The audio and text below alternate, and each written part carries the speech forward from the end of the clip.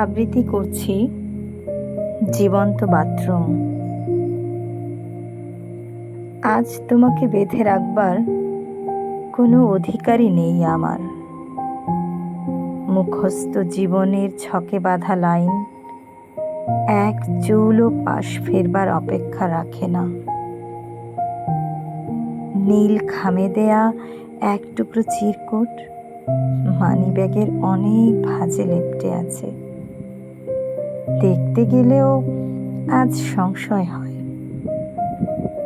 বুকের মাঝের বালিচাপা কষ্টেরা, যাদের অতি কষ্টে মিথ্যে বলে ঘুম পাড়াতে হয়, পাছে কেউ না জানুক আমারও অনুভূতি আছে।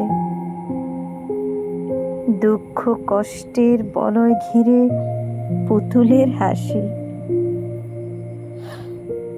বাথরুমের প্রতিটি টাইলস ঝিনুকের মতো আগলে রাখে আমায়।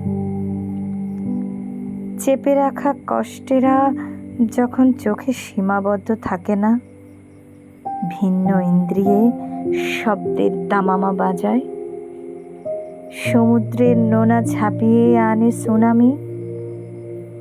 বাথরুমের খালি বালতিতে পড়া ট্যাপের পানি সমস্ত ফোপানো শব্দকে ব্যাঘ্র গ্রাসে ভক্ষণ করে।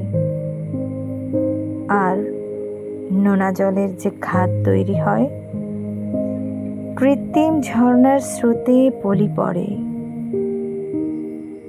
কেউ কোনোদিন বোঝেই না এখানে বিশাল খাদ ছিল। মানুষের জীবনের কত ঘটনার অদৃশ্য ছাপানো বইয়ের নিশ্চুপ পাঠক